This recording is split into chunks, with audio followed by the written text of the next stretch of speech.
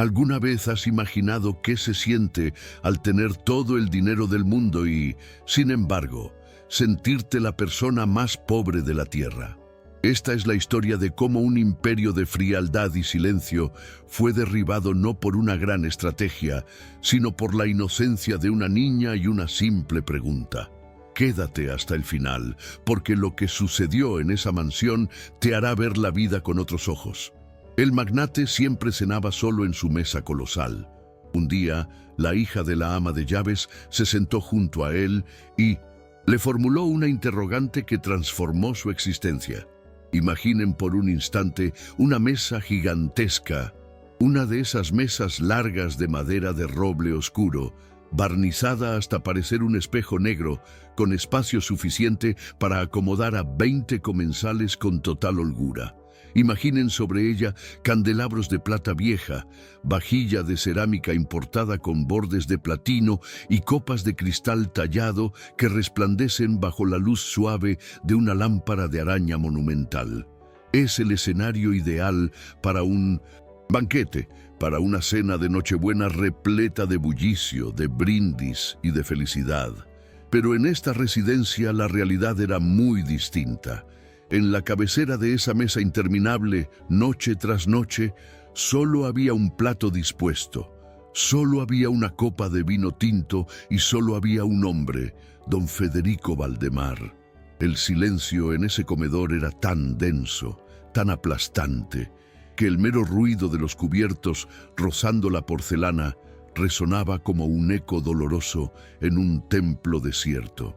Don Federico tenía toda la fortuna imaginable, poseía rascacielos, corporaciones y latifundios, pero cada noche al cenar, la soledad se acomodaba a su lado como una socia leal y despiadada, recordándole que se puede ser el hombre más acaudalado del cementerio, o, en este caso, el hombre más rico de una casa donde no se oye ni un «te aprecio» ni un «buen provecho».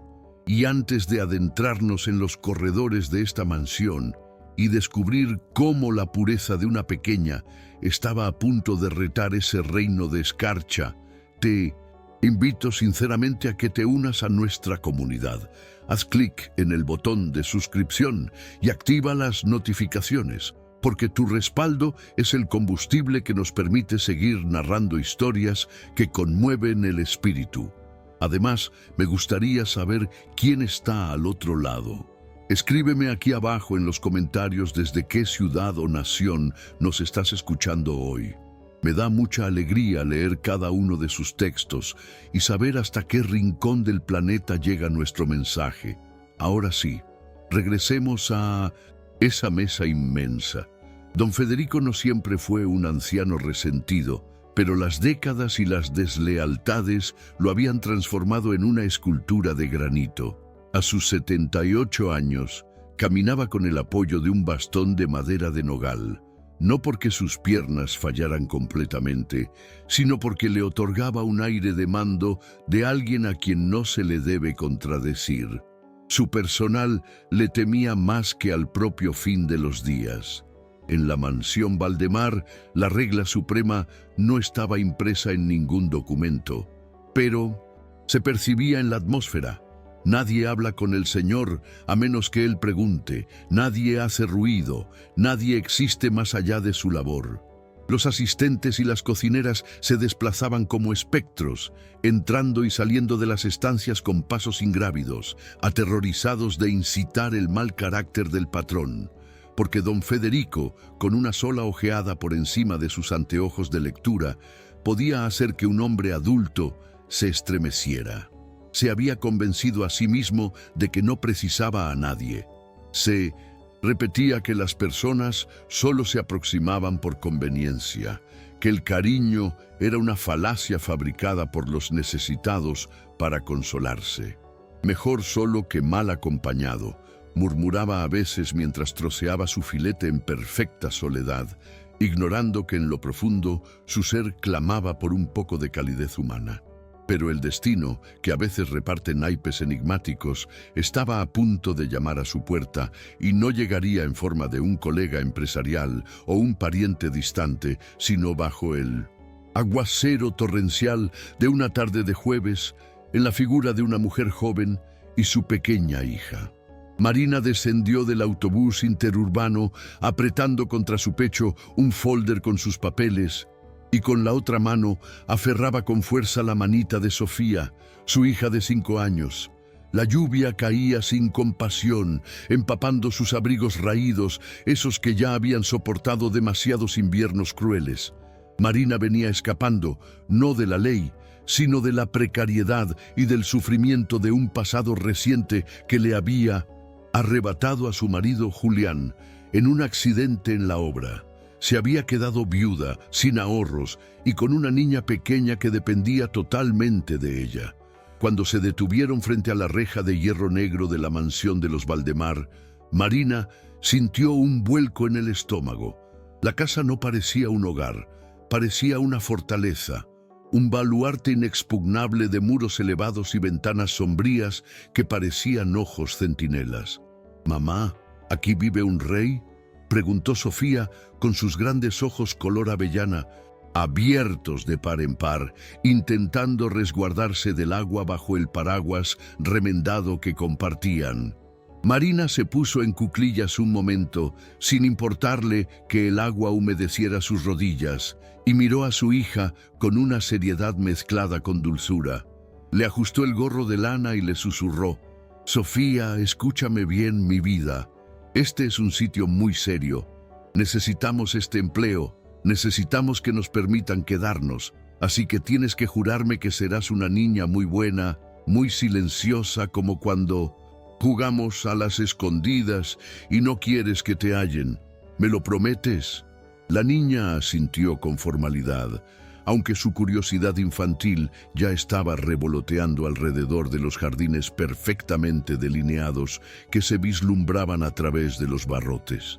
El interfono zumbó y una voz metálica les autorizó el ingreso. Caminaron por el sendero empedrado hasta la entrada de servicio. Marina temblaba, no por la baja temperatura, sino por el pavor a ser rechazada. Había escuchado habladurías en la agencia de colocación.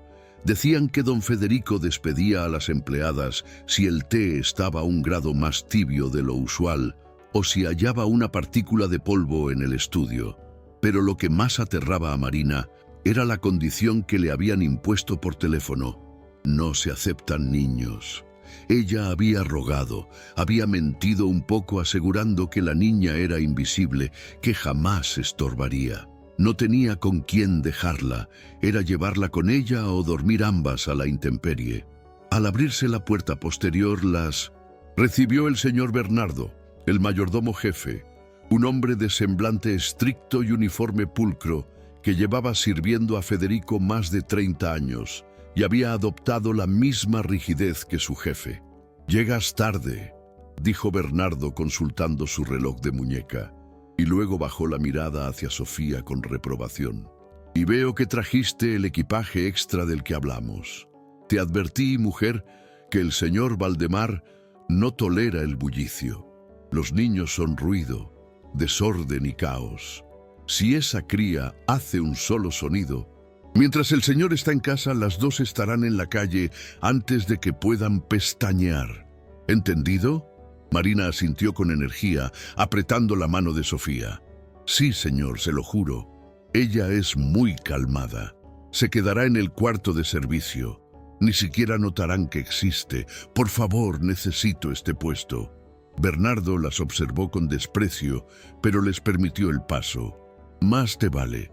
El señor está en su oficina. Ahora tienes 1 hora para instalarte en el cuarto del fondo y luego te quiero en la cocina. La cena se sirve a las 8 en punto. Y recuerda, la mesa principal es sagrada. Nadie se aproxima cuando él está comiendo. Nadie».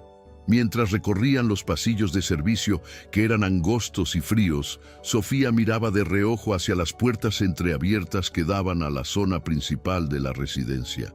Alcanzó a divisar al final de un largo corredor esa mesa colosal de la que hablábamos al inicio. Estaba desierta, iluminada solo por la luz de la tarde grisácea. A Sofía le pareció lo más triste que había presenciado en su corta vida. No comprendía de lujos ni de finanzas, pero su corazón de niña entendía de emociones. Y esa casa, tan vasta y tan magnífica, olía a melancolía. Lo que ni Marina, ni Bernardo, ni el propio don Federico sabían era que esa invisibilidad que prometieron no perduraría mucho, porque la pureza de una niña es como la luz del amanecer. Es imposible de ocultar por mucho tiempo y siempre encuentra el modo de filtrarse por las grietas más oscuras. Aquella noche, mientras Marina desempacaba sus escasas bolsas en una habitación húmeda y diminuta, don Federico se acomodaba una vez más en su cabecera, solo, suspirando con la carga de su propia amargura, sin saber que a pocos metros de él había llegado la única persona en el mundo capaz de plantearle la pregunta que derrumbaría su muralla. La cocina de la mansión era un universo aparte, un laboratorio de acero y azulejos blancos impolutos, donde el aroma a especias y estofados no lograba calidecer el entorno. Allí Bernardo, el mayordomo, continuaba su letanía de advertencias con la exactitud de un comandante impartiendo instrucciones antes del combate. Marina escuchaba con la cabeza gacha, asintiendo a cada frase mientras secaba unas copas que ya parecían limpias, pero que según los reglamentos de la casa debían relucir como joyas. Sofía, sentada en un banquito en una esquina lejana, se balanceaba con sus piernitas colgando, abrazada a una muñeca de trapo antigua y descosida, su única compañera en aquel sitio ajeno. «Escúchame bien, muchacha», decía Bernardo bajando la voz como si los muros tuvieran oídos. «El señor Valdemar tiene horarios sagrados. A las 7 de la mañana su café debe estar en la mesa del jardín, a 85 grados, ni más ni menos. A la 1 almuerza en su despacho y no quiere ver a nadie. Pero la cena es el instante más delicado». Bernardo hizo una pausa teatral, mirando de reojo a la niña en el rincón. A partir de las 8 de la noche, la planta baja es territorio vedado. El señor cena solo. No soporta el ruido de los cubiertos ajenos, ni risas ni pasos. Si tu hija tiene que ir al baño o tiene sed, tendrá que aguantarse hasta que él se retire a sus aposentos. Un solo llanto, un solo grito de esa niña y no habrá clemencia. El señor Federico no es un hombre cruel por naturaleza, pero digamos que la vida le arrebató la paciencia hace mucho tiempo. Marina sintió un escalofrío. Sabía lo que era perder la paciencia, pero también sabía lo que era perderlo todo. Hacía apenas un año su vida era modesta, pero dichosa. Tenía a Julián, su esposo, un hombre de manos fuertes y corazón noble que trabajaba en las obras. Pero una viga mal asegurada se lo llevó una mañana de invierno, dejándola viuda a los 32 años, con deudas y una niña que preguntaba todas las noches cuándo regresaría papá. Marina se tragó las lágrimas que amenazaban con brotar. No podía permitirse ser frágil ahora. Estaba allí por Sofía. Soportaría el silencio, las normas absurdas y el temor, con tal de que su hija tuviera un techo y alimento caliente. «Entendido, don Bernardo», respondió Marina con voz firme, aunque sus manos temblaban levemente bajo el paño de cocina. «Sofía no será un inconveniente. Ella sabe que estamos jugando al juego del silencio». Pero lo que Marina no sabía, y lo que Bernardo apenas se atrevía a susurrar entre los empleados más veteranos, era la razón detrás de aquella obsesión por la soledad de don Federico. No siempre había sido un ogro recluido en su torre de marfil. Años atrás, decían las malas lenguas, Federico había sido un hombre jovial, rodeado de una familia extensa. Pero la traición tiene un sabor amargo que nunca se elimina del paladar. Su propia sangre, aquellos a quienes él había otorgado todo, le habían dado la espalda en su momento de mayor necesidad, tratando de declararlo incapaz para apropiarse de su fortuna. Desde ese día, Federico cerró las puertas de su casa y, lo que es peor, las puertas de su corazón. Se Convenció de que el amor era una transacción mercantil y que la soledad era el único estado donde nadie podía apuñalarte por la espalda. Por eso comía solo, porque en esa mesa colosal las sillas vacías no mentían, no pedían dinero y no traicionaban. Esa primera noche, Marina acostó a Sofía en el catre del pequeño cuarto de servicio. Acarició el cabello de su hija y le susurró una canción de cuna casi sin emitir sonido, con el terror constante de que alguna nota musical se fugara por debajo de la puerta y llegara a los oídos del dueño de la casa. Sin embargo, mientras la mansión dormía, una duda inquietante flotaba en el ambiente.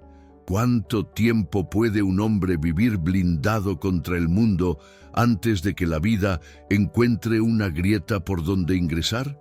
Los primeros días en la mansión transcurrieron con una lentitud agónica, marcados por el tic-tac incesante de los relojes de pie que decoraban los corredores.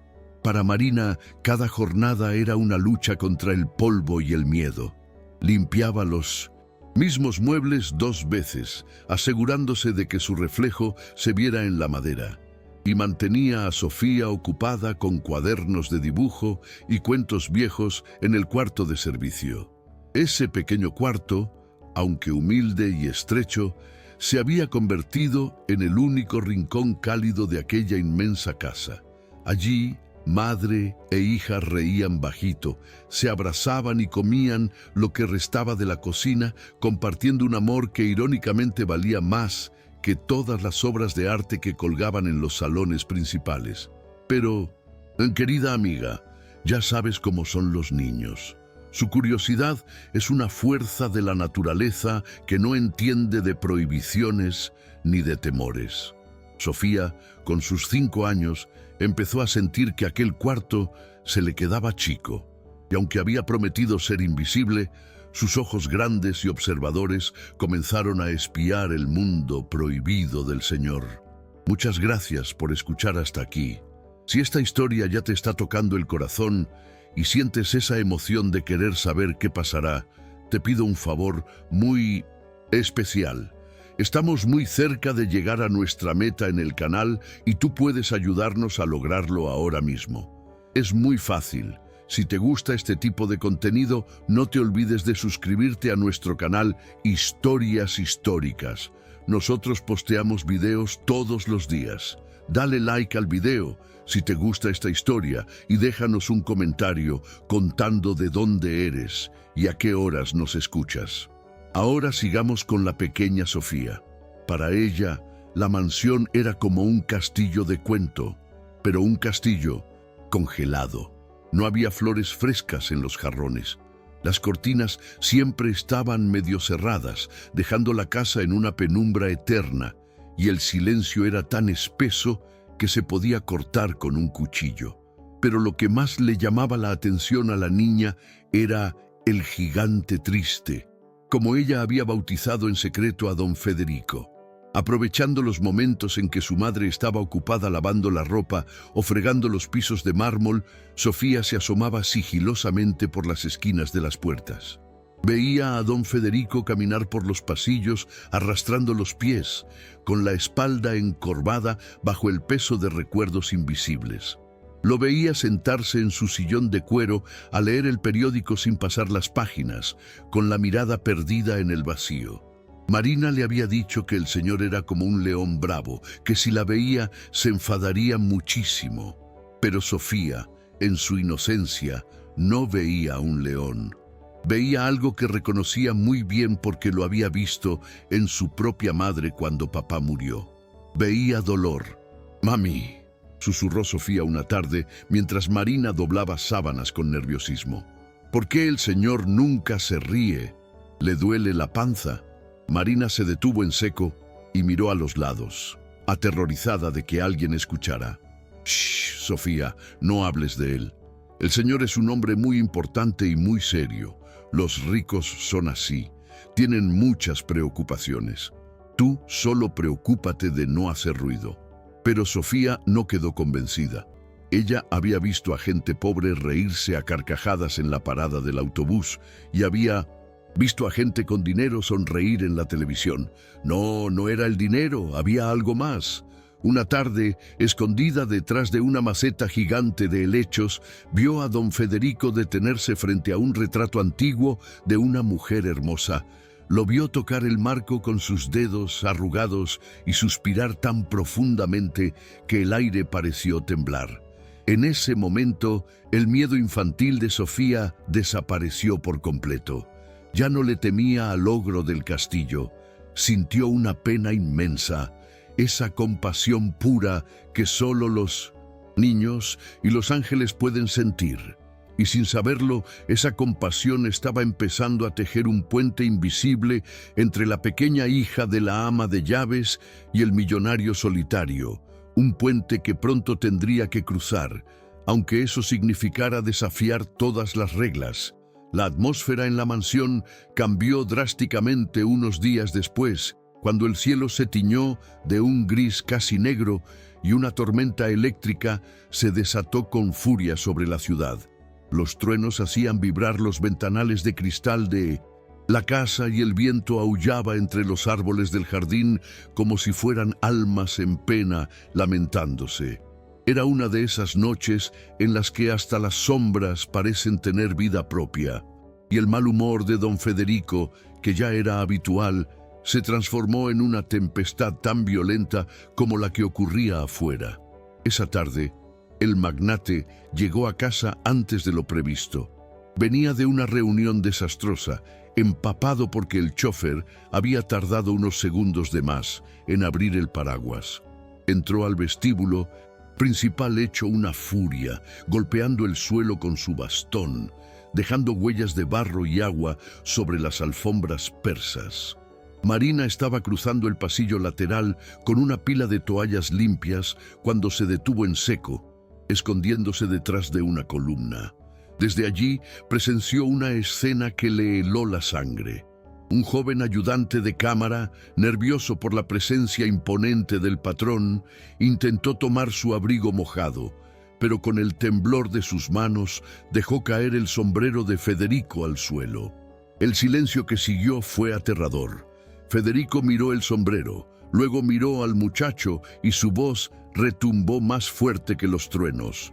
¡Inútil!, gritó con el rostro enrojecido por la ira. ¿Es que nadie en esta casa tiene cerebro? Ni siquiera eres capaz de sostener un sombrero.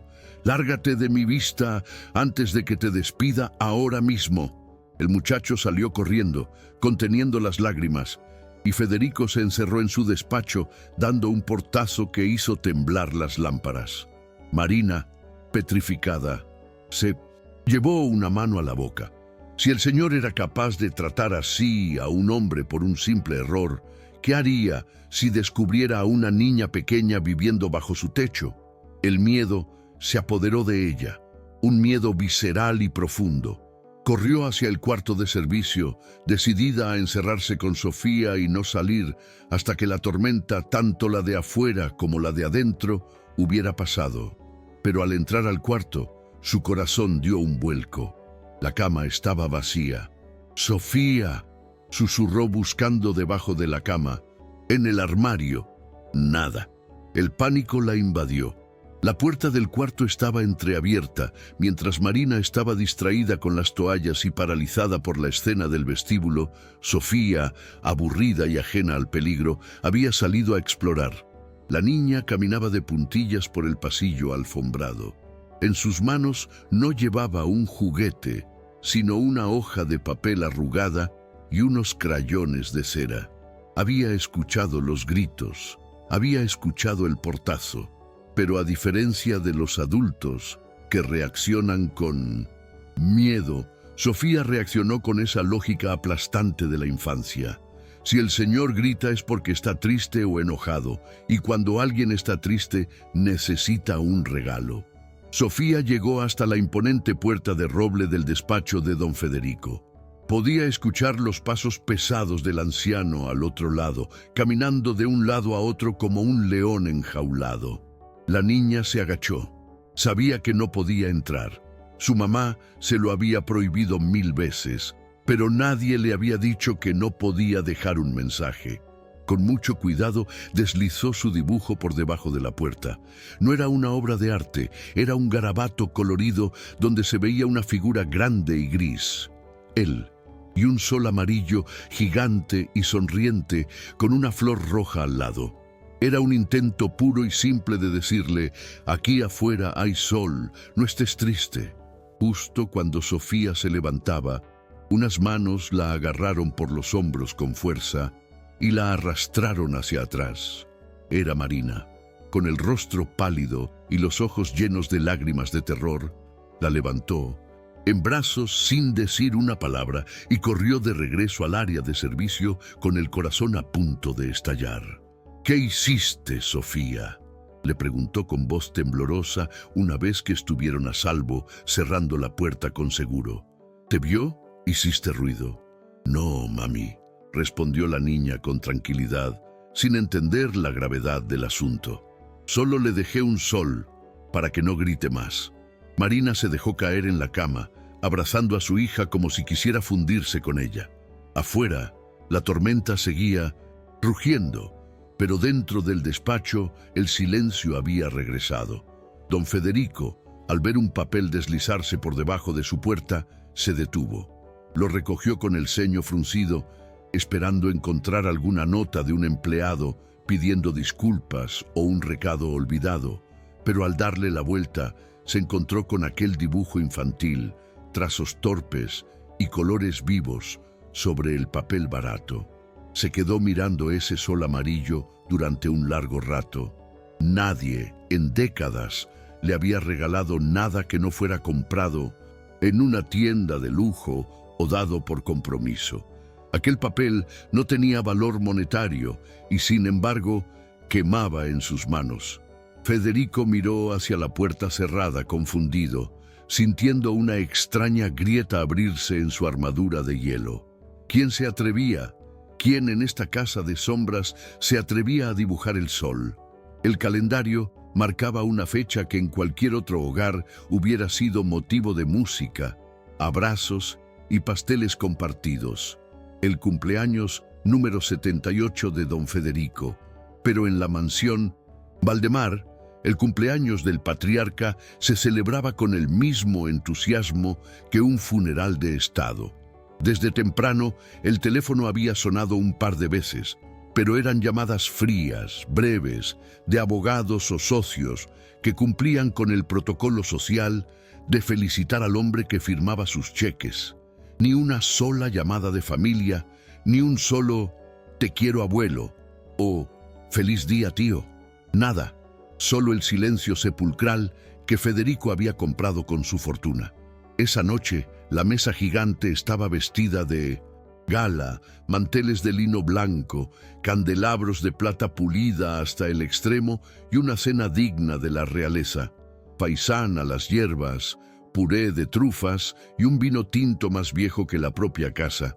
Federico se sentó en la cabecera, impecablemente vestido con su traje oscuro, pero su rostro reflejaba un cansancio que iba más allá de lo físico. Miró a lo largo de la mesa, hacia las 19 sillas vacías que se extendían frente a él como lápidas en un cementerio de recuerdos. Cortó un trozo de carne y se lo llevó a la boca, pero la comida no tenía sabor. Sabía a ceniza, sabía a soledad.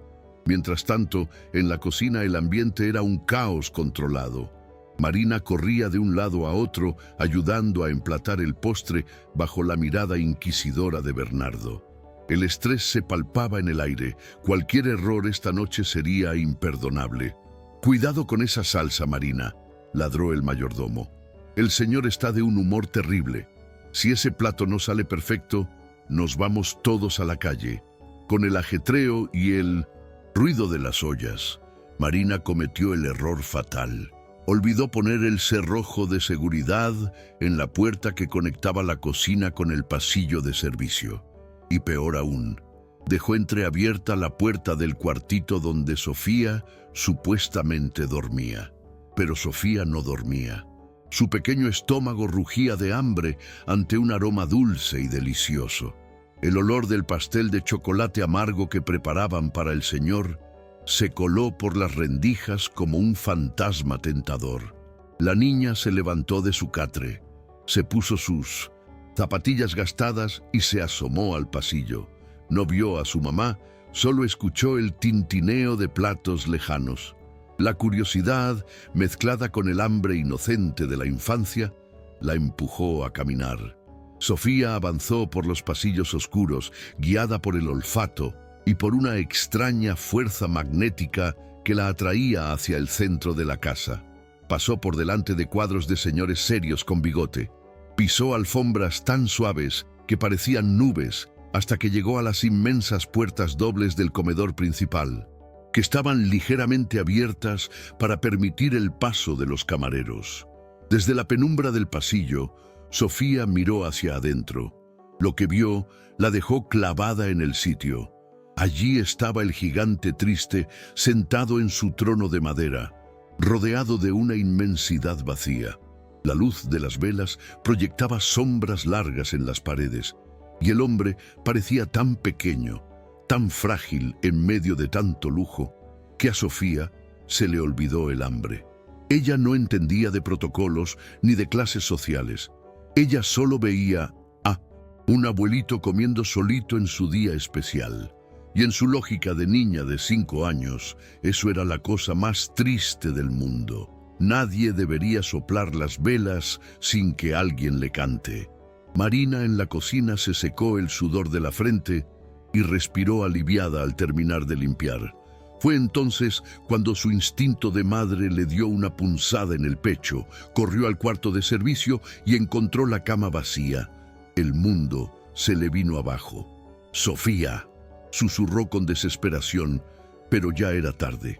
Sofía ya estaba parada en el umbral del comedor con sus manitas aferradas al marco de la puerta, observando al hombre más temido de la ciudad, justo en el momento en que él dejaba caer el tenedor sobre el plato con un suspiro de rendición.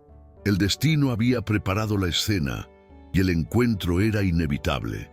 Don Federico tenía la copa de vino a medio camino de sus labios cuando un sonido extraño rompió el silencio sepulcral del comedor. No fue el tintineo de una cuchara ni el paso cauteloso de un mayordomo. Fue algo mucho más ruidoso y abrasivo, el sonido de madera pesada arrastrándose contra el piso de mármol pulido. ¡Crash! El magnate bajó la copa lentamente, frunciendo el ceño, incapaz de procesar lo que sus ojos veían. Al otro lado de la mesa, a su derecha, una figura diminuta luchaba con todas sus fuerzas para mover una de las sillas victorianas de respaldo alto. Era Sofía. Con sus bracitos delgados y su vestido remendado, empujaba el mueble que pesaba 3 veces más que ella, resoplando por el esfuerzo hasta que logró acercarlo lo suficiente a la mesa. El tiempo pareció detenerse en ese instante. Federico, el hombre que hacía temblar a ejecutivos y políticos con una sola mirada, se quedó petrificado. No gritó, no llamó a seguridad. Simplemente observó fascinado y horrorizado a la vez cómo aquella intrusa de apenas 1 metro de altura trepaba por la silla como si fuera una montaña, hasta quedar sentada de rodillas para poder alcanzar la altura de la mesa. Sofía acomodó su muñeca de trapo sobre el mantel de lino impoluto justo al lado de la copa de cristal de Bohemia y luego levantó la vista. Sus ojos color avellana se encontraron directamente con los ojos grises y tormentosos del anciano. No había miedo en su mirada, solo una curiosidad infinita y esa honestidad brutal que solo tienen los niños. «¿Quién eres tú?», preguntó Federico con una voz ronca que no usaba desde hacía horas. Su tono no fue de furia, sino de pura incredulidad. «¿Cómo te atreves a entrar aquí?». Sofía no se inmutó, miró el plato del señor, luego miró las 19 sillas vacías que los rodeaban y finalmente volvió a mirar al anciano. «Soy Sofía», respondió con naturalidad, «y vine porque huele a chocolate, pero me dio pena». Federico parpadeó confundido. «¿Pena? ¿De qué estás hablando, niña? Debería llamar a tu madre y echarte a la calle ahora mismo». La niña ignoró la amenaza y señaló la mesa desierta con su dedo índice. «Señor, ¿usted es malo?». La pregunta golpeó a Federico como una bofetada física. Se echó hacia atrás en su silla, sintiendo que el aire le faltaba. «¿Qué has dicho?», balbuceó. Sofía ladeó la cabeza mirándolo con una seriedad aplastante. «Mi mamá siempre me dice que comer es para compartir. Dice que la gente buena siempre tiene a alguien con quien partir el pan. Y en mi escuela, cuando un niño se porta mal y es grosero, la maestra lo castiga y lo hace sentarse solo en el rincón». La niña hizo una pausa, sus ojos brillando a la luz de las velas, y lanzó el golpe final, la frase que atravesaría la armadura de hierro de don Federico y llegaría hasta el rincón más olvidado de su alma. «Entonces, si usted tiene una mesa tan grandota y tanta comida rica, pero está solito aquí, sin ningún amigo, sin familia, sin nadie, ¿es porque usted es muy malo y nadie lo quiere? ¿O es que está castigado?». El silencio que siguió a esa pregunta fue absoluto. No se oía ni el viento afuera. Federico sintió un nudo en la garganta que le impedía respirar. Toda su vida, su éxito, su dinero, justificados bajo la premisa de que era un hombre respetable y envidiado, se desmoronaron ante la lógica implacable de una niña de 5 años. Ella no veía a un magnate. Ella veía a un niño castigado en el rincón solo porque nadie lo quería. La primera reacción de don Federico fue la defensa instintiva de una bestia herida. Sus manos se cerraron en puños sobre el mantel blanco, haciendo temblar la vajilla de plata. Sintió una oleada de calor subirle por el cuello, esa furia antigua que usaba como escudo para que nadie se le acercara demasiado. Abrió la boca para gritar, para llamar a seguridad, para expulsar esa pequeña intrusa que se atrevía a psicoanalizar su vida con la crueldad inocente de la infancia. Quería decirle que él era un hombre poderoso, que esa soledad era una elección, un privilegio de reyes, pero las palabras se le atascaron en la garganta. Porque cuando miró de nuevo a Sofía, no vio burla en sus ojos, vio una preocupación genuina. Vio a una niña que en su lógica simple sentía lástima por el hombre más rico de la ciudad, y eso lo desarmó por completo. Y antes de contarte qué hizo don Federico, quiero hacerte una pregunta a ti que estás ahí escuchando. ¿Qué habrías hecho tú en su lugar? ¿La habrías echado o habrías escuchado la verdad? Si esta historia te está llegando al alma, te invito ahora mismo a suscribirte al canal y a dejarme un comentario diciéndome desde qué ciudad nos ves. Tu compañía es muy importante para nosotros y me encanta leerlos. Volvamos al comedor. Federico sintió que el aire se volvía pesado. La palabra castigado resonaba en su cabeza como un eco infinito. De repente, las imágenes de su vida pasaron ante sus ojos. Las navidades vacías, las llamadas de negocios que sustituían a los abrazos, la frialdad de una casa que era más un museo que un hogar. Se dio cuenta con un dolor agudo en el pecho de que la niña tenía razón. Estaba castigado. Se había castigado a sí mismo, encerrándose en su orgullo, creyendo que el dinero podía sustituir al amor. Sus hombros, siempre tensos y erguidos, se hundieron. La ira se disolvió, dejando paso a una tristeza tan profunda que le llenó los ojos de lágrimas. Una lágrima solitaria, pesada y cargada de años de silencio, rodó por su mejilla arrugada. En ese preciso instante, la puerta del comedor se abrió de golpe. Marina irrumpió en la sala, pálida como un fantasma, con el aliento entrecortado y el terror pintado en el rostro. ¡Sofía!, gritó ahogadamente corriendo hacia la mesa. ¡Ay! Dios mío. Perdón, señor, perdóneme, por favor. Marina agarró a la niña por los hombros, intentando bajarla de la silla con movimientos torpes por el pánico. No volverá a pasar, se lo juro. Nos vamos ahora mismo. No llame a la policía, por favor. Ya nos vamos, ya nos vamos. Marina lloraba, imaginando lo peor, pensando en que esa noche dormirían en la calle bajo la lluvia. «Espera». La voz de Federico no fue un grito, sino un ruego ronco y quebradizo. Marina se congeló abrazando a Sofía contra su pecho, esperando el veredicto final. Don Federico se limpió la lágrima con el dorso de la mano, un gesto tan humano que parecía extraño en él. Miró a la madre aterrorizada y luego a la niña que lo observaba con curiosidad. «No se vayan», dijo Federico con la voz temblorosa pero firme. «Suelta a la niña, mujer». «Pero, señor», balbuceó Marina, «he dicho que la sueltes». Federico suspiró y miró a Sofía directamente a los ojos. «No soy malo, pequeña, y no estoy castigado. O tal vez sí lo estaba. Hasta hoy». El millonario tomó su plato de porcelana fina, lleno de comida intacta, y lo empujó suavemente hacia el centro de la mesa, hacia la niña. «Tienes razón», murmuró Federico con una media sonrisa triste que le dolía en la cara por la falta de uso. «Comer solo es muy aburrido. ¿Te gusta el pastel de chocolate?» Marina no podía creer lo que veía en sus ojos. El ogro no estaba gritando. El ogro estaba compartiendo su cena, y en ese silencio roto, solo por el sonido de la lluvia afuera, algo se rompió para siempre en esa casa, dando paso a una luz que nadie esperaba. A la mañana siguiente, el sol entró por las ventanas de la mansión con una intensidad que parecía nueva, como si el propio astro rey supiera que las reglas del juego habían cambiado. Sin embargo, para Marina, ese amanecer no trajo paz, sino una angustia que le anudaba el estómago. Apenas había pegado ojo en toda la noche, repasando una y otra vez la escena de la cena.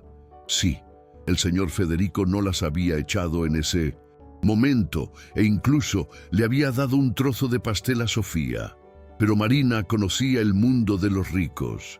Sabía que a la luz del día, la vergüenza de haber mostrado debilidad a menudo se convertía en ira. Se levantó antes de que sonara la alarma, con los ojos hinchados y el corazón acelerado. Empezó a empacar sus pocas pertenencias en las maletas viejas, convencida de que en cualquier momento el señor Bernardo entraría con un sobre de despido y la orden de desalojar la casa antes del mediodía. «Mami, ¿por qué guardas mis juguetes?», preguntó Sofía frotándose los ojos con sueño, sentada en el borde del catre.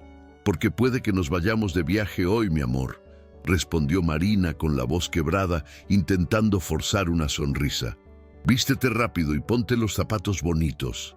En ese momento, 3 golpes secos sonaron en la puerta.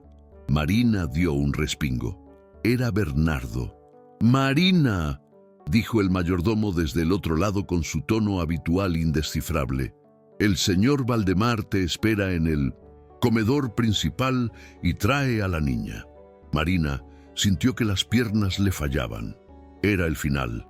Respiró hondo, tomó la mano de Sofía con fuerza y salió al pasillo.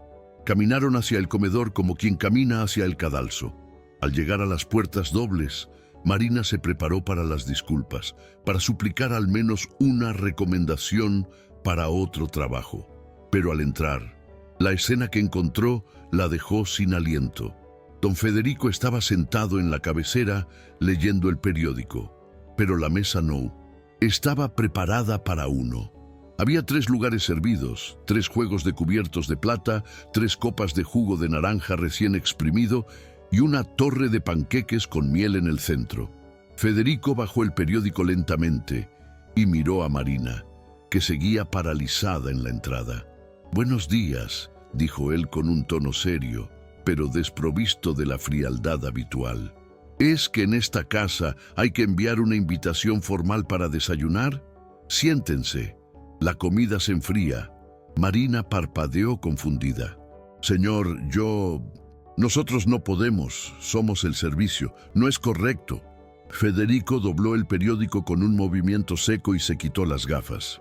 «Marina, anoche esta niña me hizo una pregunta que no me dejó dormir. Me preguntó si estaba castigado y me di cuenta de que llevo 20 años castigándome a mí mismo cumpliendo un protocolo absurdo que solo me ha traído amargura. Así que a partir de hoy, las reglas de esta casa cambian.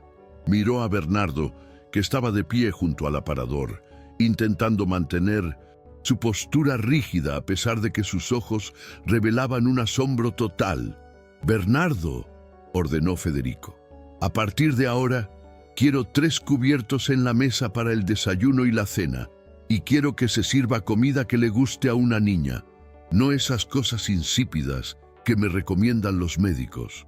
Sofía, que no entendía la tensión del momento, soltó la mano de su madre y corrió hacia la silla donde había estado la noche anterior. «¡Panqueques!», exclamó feliz, trepando a la silla. «Mami, ven». El abuelo... «Federico dice que nos sentemos». La palabra abuelo quedó flotando en el aire. Marina contuvo la respiración esperando el estallido, pero Federico, el hombre de hierro, el magnate temido, solo hizo una mueca que tras unos segundos se transformó en una sonrisa torpe y oxidada. «Tienes razón», dijo Federico mirando a Marina. «Siéntate, por favor, no me hagas comer solo otra vez». Marina, con lágrimas en los ojos, se sentó tímidamente al borde de la silla.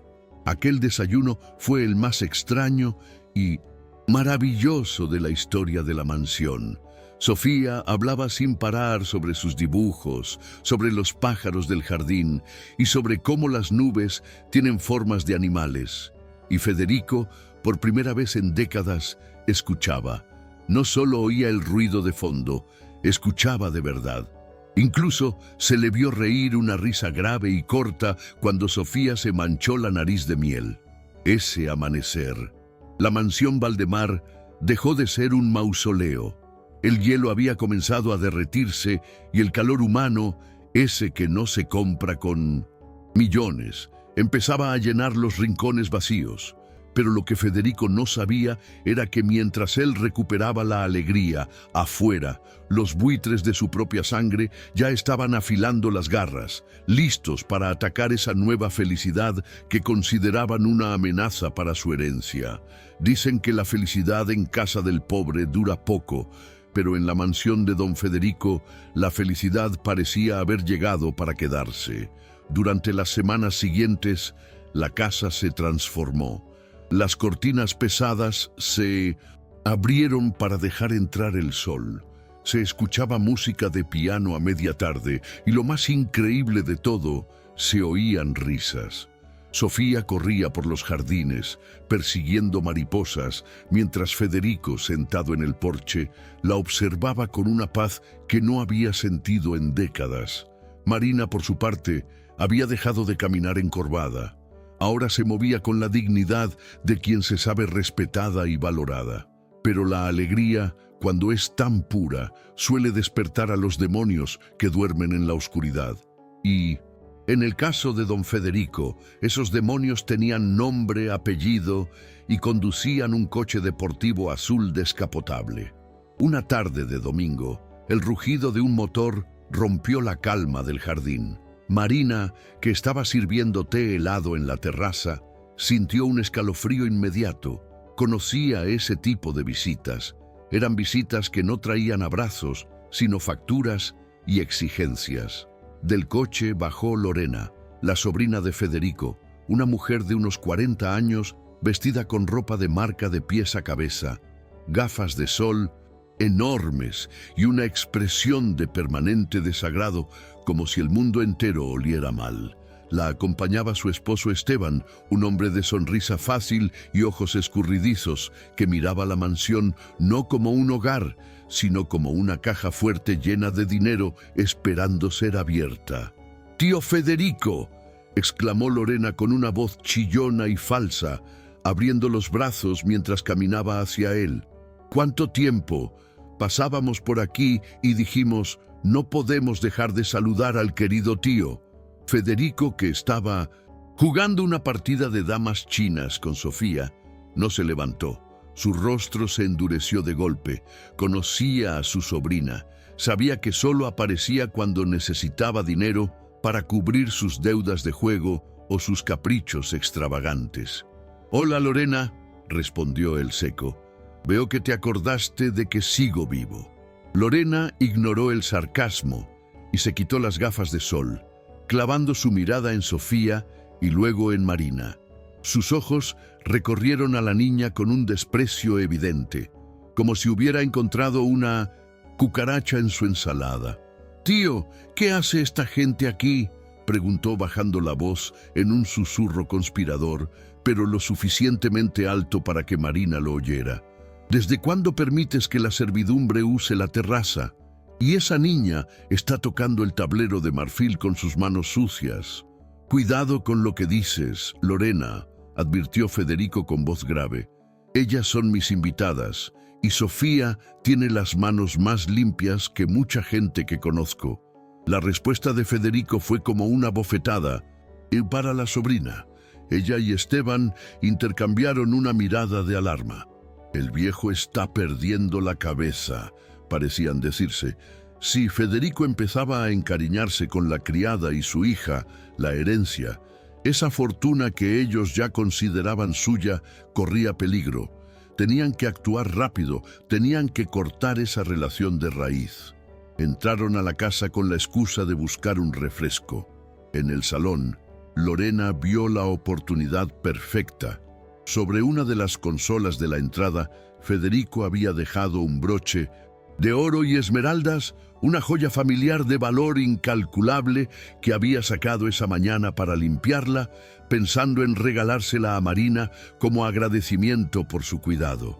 «Esteban, vigila», susurró Lorena con un movimiento rápido de manos digno de un carterista profesional. Lorena tomó el broche, pero no se lo guardó. Esperó a que Sofía pasara corriendo hacia la cocina a buscar agua. «Oye, niña», la llamó Lorena con una dulzura fingida. «Ven aquí un momento, preciosa. ¿Me ayudas a abrocharme el zapato?» Sofía, inocente y servicial, se acercó. Mientras la niña se agachaba, Lorena deslizó el pesado broche dentro del bolsillo del delantal que Sofía llevaba puesto para jugar a cocinar. 5 minutos después, el grito de Lorena resonó en toda la mansión, desgarrando la paz de la tarde. «¡Me han robado, tío Federico! ¡Me han robado!». Todos corrieron al salón. Federico llegó con su bastón, seguido de Marina, que venía pálida. «¿Qué pasa ahora?», preguntó el anciano molesto. «El broche de esmeraldas de la abuela», gritó Lorena fingiendo un ataque de histeria. «Estaba aquí mismo, lo vi al entrar y ahora no está. Alguien se lo ha llevado». Sus ojos de depredadora se clavaron en Marina y luego bajaron hacia Sofía. «Tío, no quiero pensar mal, pero en esta casa nunca faltó nada hasta que dejaste entrar a esta gente de la calle. Exijo que las revises ahora mismo». «¡Eso es mentira!», saltó Marina abrazando a su hija. «Nosotras no somos ladronas». «Ah, ¿no?». Lorena avanzó hacia Sofía con una sonrisa cruel. «A ver, niña, ¿qué tienes en el bolsillo? Se te ve muy abultado».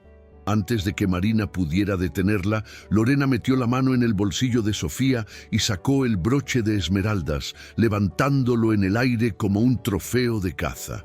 «¡Lo sabía!», chilló triunfante. «Es una ladrona, una pequeña delincuente. Tío, mira a quién tienes en tu mesa. Esta niña te está robando en tus propias narices». El silencio cayó sobre la sala como una losa de plomo. Marina se quedó paralizada, incapaz de respirar, viendo cómo la trampa se cerraba sobre ellas. Sofía miraba el broche sin entender nada, con los ojos llenos de lágrimas de miedo. Y Federico miraba la joya en la mano de su sobrina con el rostro indescifrable, mientras los buitres esperaban ansiosos la orden de expulsión. El grito de Lorena pidiendo que llamaran a la policía resonaba contra las paredes del salón, mezclándose con los sollozos ahogados de Marina. La madre se había arrodillado en el suelo, abrazando las piernas de don Federico, suplicando no por su trabajo, sino por la inocencia de su hija. «Señor, se lo juro por mi vida», lloraba Marina con la desesperación de una leona acorralada. «Sofía no sabe lo que es robar. Ella no tocó nada. Por favor, no deje que se la lleven». Lorena, con una sonrisa torcida de satisfacción, cruzó los brazos y miró a su tío con impaciencia. «Por favor, tío, deja el drama, las pruebas están ahí. Esa niña es una pequeña delincuente instruida por su madre. Tienes que echarlas ahora mismo y asegurarte de que nadie en esta ciudad vuelva a contratarlas. Es por tu bien». Federico permanecía inmóvil, apoyado en su bastón de nogal. Su rostro era una máscara de piedra. Miró a Marina a sus pies. Luego miró a la pequeña Sofía, que temblaba como una hoja al viento, y finalmente levantó la vista hacia su sobrina y su esposo. «Silencio», tronó la voz de Federico. Fue un grito tan potente y autoritario que hasta las copas de cristal de la vitrina parecieron vibrar. Esteban dio un paso atrás asustado. Lorena parpadeó perdiendo la sonrisa por un segundo. Federico se soltó suavemente del agarre de Marina y le ofreció la mano para que se levantara. «Levántate, Marina», dijo con suavidad, pero con una firmeza inquebrantable. En esta casa, la gente honesta no se arrodilla ante nadie, y mucho menos ante buitres disfrazados de familia. «¿Qué?», preguntó Lorena ofendida. «Tío, ¿te estás oyendo? Te acaban de robar». Federico avanzó lentamente hacia su sobrina. Sus ojos, grises, que antes parecían apagados por la edad, ahora ardían con un fuego intenso. «¿Crees que soy estúpido, Lorena?», preguntó bajando la voz a un tono peligrosamente tranquilo. «¿Crees que porque soy viejo me he vuelto ciego? Llevo 40 años construyendo un imperio, tratando con mentirosos profesionales, con estafadores y con gente mucho más inteligente que tú». Federico extendió la mano y le arrebató el broche a su sobrina. «Sofía tiene 5 años», continuó él acariciando la joya. «Si ella hubiera tomado esto, lo habría llevado en la mano para jugar o me lo habría enseñado. Un niño roba por curiosidad, no para esconder la evidencia en el fondo de un bolsillo, envuelta en un pañuelo, como estaba esta pieza. Eso es una maniobra de un adulto, una maniobra torpe y cruel». «Eso es absurdo», chilló Lorena poniéndose roja. «¿Me estás acusando a mí? Soy tu sangre». «La sangre no significa nada si está podrida», rugió Federico golpeando el suelo con su bastón. «Durante años ustedes no se han dignado a venir a visitarme ni una sola vez.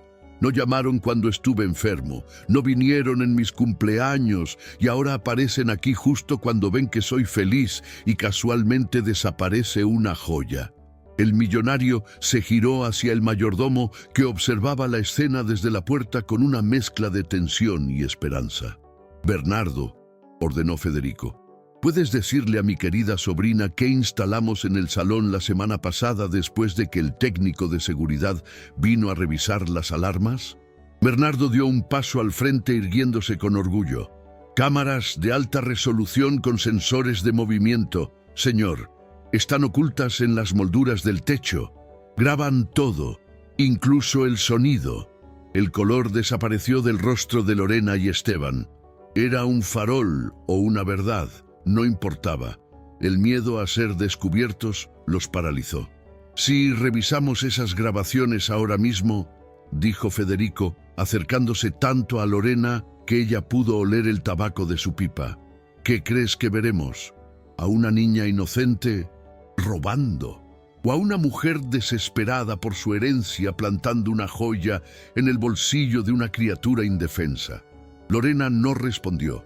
Temblaba de rabia y vergüenza. «Fuera de mi casa», sentenció Federico señalando la puerta con el dedo índice. «Y cuando digo fuera me refiero a fuera de mi vida.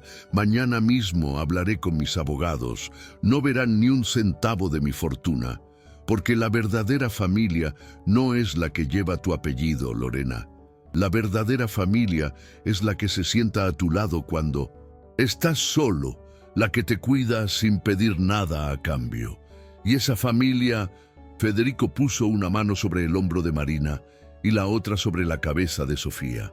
«Esa familia ya está aquí». Esteban intentó decir algo, Pero Lorena lo agarró del brazo y lo arrastró hacia la salida, lanzando una última mirada de odio antes de desaparecer por el vestíbulo. Cuando el motor del Deportivo Azul se alejó, el silencio volvió a la sala. Pero esta vez no era un silencio frío, era el silencio de la paz recuperada. Marina rompió a llorar de nuevo, pero esta vez de alivio, abrazando a Federico impulsivamente. El anciano, sorprendido por el contacto, dudó un segundo, pero luego torpemente le devolvió el abrazo cerrando los ojos.